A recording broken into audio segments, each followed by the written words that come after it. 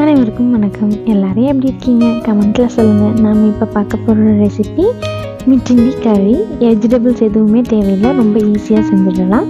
வாங்க நம்ம எப்படி செய்யறதுன்னு பார்க்கலாம்.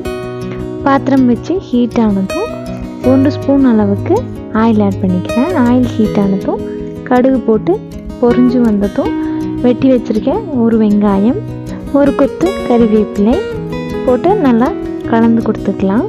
நான் இதில் மிளகாய் எதுவும் ஆட் பண்ண போகிறதில்ல, மிளகாய் தூள் தான் ஆட் பண்ணிக்க போகிறேன்.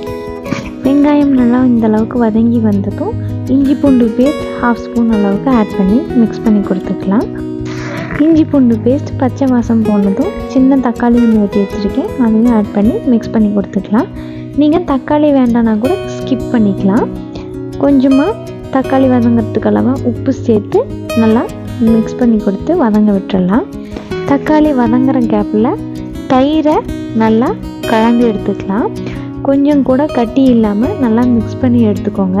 உங்களுக்கு கையில் கலக்கிறதுக்கு கஷ்டமாக இருந்ததுன்னா மிக்சியில் கூட போட்டு ஒரு பல்ஸ் விட்டு எடுத்திங்கன்னா போதும், நல்லா ஈஸியாக கலந்து வந்துடும். இந்த அளவுக்கு கலந்து எடுத்துக்கோங்க தயிரை. தக்காளி நல்லா வதங்கிடுச்சு.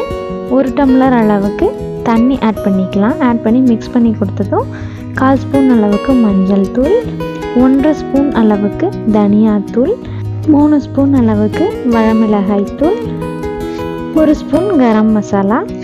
நீங்கள் வீட்டில் செஞ்ச மிளகாய் தூள் ஆட் பண்ணுறதுனால ஆட் பண்ணிக்கலாம். உங்களோட காரத்துக்கு தகுந்த மாதிரி ஆட் பண்ணிக்கோங்க. தயிர் ஆட் பண்ண போகிறதுனால காரம் ஜாஸ்தியாக சேர்த்தாலும் தெரியாது. 1/4 ஸ்பூன் அளவுக்கு ஜீரகத்தூள், குழம்புக்கு தேவையான அளவு உப்பு, நம்ம கலந்து வச்சுருந்த 1 கப் அளவுக்கு ஃப்ரெஷ் தயிர் ஆட் பண்ணி மிக்ஸ் பண்ணி கொடுத்துக்கலாம். கலந்து கொடுத்துட்டு ஒரு தடவை உப்பு காரமெல்லாம் செக் பண்ணிக்கோங்க. இது நல்லா கொதிச்சு வரட்டும். பாருங்கள், இப்போது லைட்டாக கொதிச்சு வர ஸ்டார்ட் ஆகிருக்கு. இது நல்லா கொதிச்சு கெட்டியாகி வர வரைக்கும் நம்ம இதை மீடியம் டு ஹை ஃப்ளேமில் வச்சு குக் பண்ணிக்கலாம். இப்போ பாருங்கள், நல்லா கெட்டியாகி வந்துடுச்சு. கடைசியாக கொத்தமல்லி தழை தூவிட்டு ஸ்டவ் ஆஃப் பண்ணிடலாம்.